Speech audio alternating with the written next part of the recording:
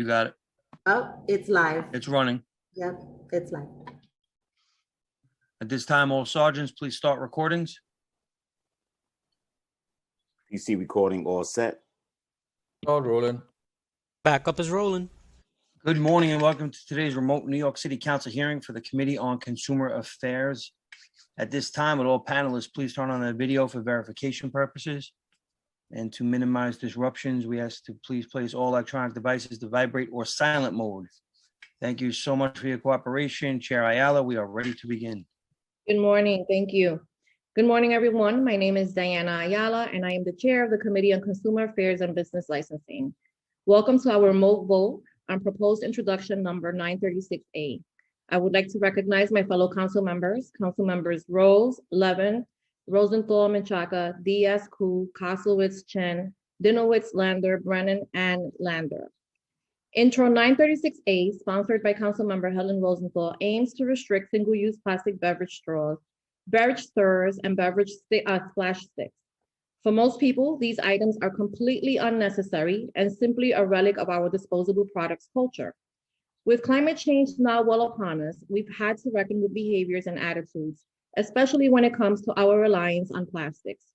More than 320 million tons of plastic are consumed each year, and our use of plastic is still expected to double over the next 2 decades. Even though we tend to use these items only once before disposing of them, plastics in the environment can take hundreds of years to break down. When they do break down, they leach chemicals back into the environment, and smaller shards end up in the waterways and eventually in the ocean. Each year, at least 8 million tons of plastic leaks into the ocean, a figure that is the equivalent of dumping a garbage truck of trash into the ocean every minute. If we don't change our behavior, the World Economic Forum predicts that there will be more plastic in the ocean than fish by 2050. Plastic straws are a common contributor to this debris. Due to their size and their weight, they often end up in the ocean. Even when recycled, they are too small to be picked up by the machines and they don't make it through the process. It's no wonder that they are one of the most common types of garbage found in coastal cleanups. This seemingly banal item has disproportionately negative impacts on the environment, and clearly it is an issue that needs to be addressed. Policies that operate to support the environment should not, however, become the burden of only certain groups of people. That is why I am happy to support the A version of this bill, which includes important provisions to serve the needs of people with disabilities. Since our original hearing on this bill in 2018, we have worked closely with advocates for the disability community, as well as environmental advocates and experts and members of the restaurant and hospitality industry to present a bill today, which delicately balances the needs of all. We will join jurisdictions across the world that have recognized the need to reduce the use of single-use plastics and restrict items like plastic straws, while accommodating those who need plastic straws for medical reasons.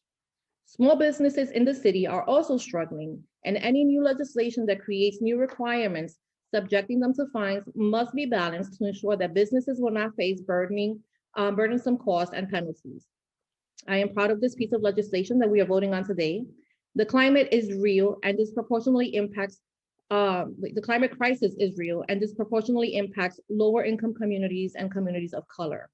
The bill ensures that New Yorkers and our many tourists will no longer be offered a plastic straw at a food service establishment. This will drastically cut down on our use of plastic straws in the city and hopefully inspire city residents to be more conscious of the plastics that we use.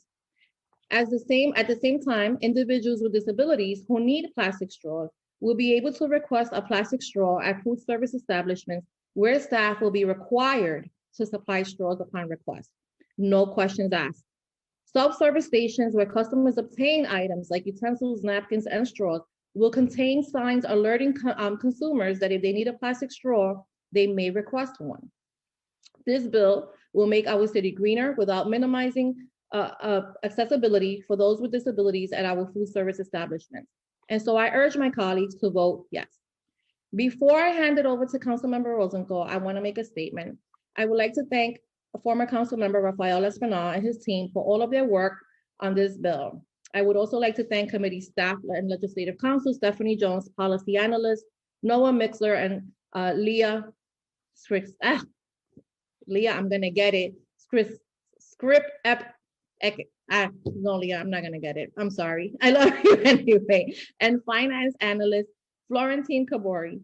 I would also like to turn it over to Councilmember Rosenthal to deliver her statement on the bill. Councilmember Rosenthal. Thank you so much, Councilmember Ayala. I got nothing. You covered the entirety of the excitement around this bill. What's so wonderful is that the staff at the council was able to juggle the needs of 3 different and very important communities. Those environmentalists who push us so hard and correctly to get plastics out of our lives. The restaurant industry, which is struggling to come back, especially now, who we all want to support. And of course, the disabilities community, those with disabilities who cannot drink something out of a glass and must have a plastic straw, now can just ask and they'll get a straw, no questions asked. That's such a critical part of this compromise. So I'm really here just for the assist. Councilmember Rafael Espinal brought it all the way this far, and I'm very proud to have been able to inherit this bill and get it over the finish line. Thank you so much, Chair Ayala, and I appreciate my colleagues voting yes on the bill. Thank you so much. We will now call on the clerk to call the roll. Good morning, William Martin, Committee Clerk. Roll call vote, Committee on Consumer Affairs and Business Licensing. Proposed introduction 936A. Chair Ayala. I vote aye. Thank you. Chin. I probably vote aye. It took a long time, but we got here. Thank you, Helen. Kalos.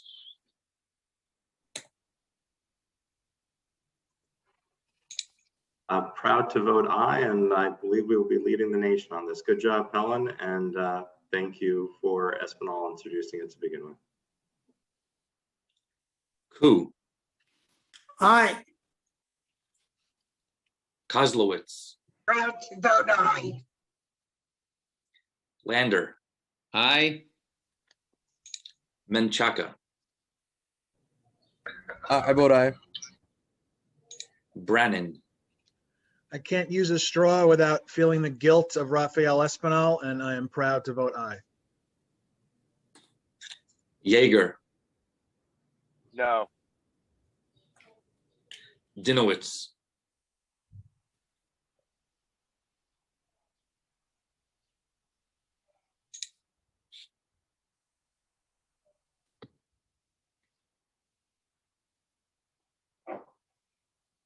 Councilmember Dinowitz.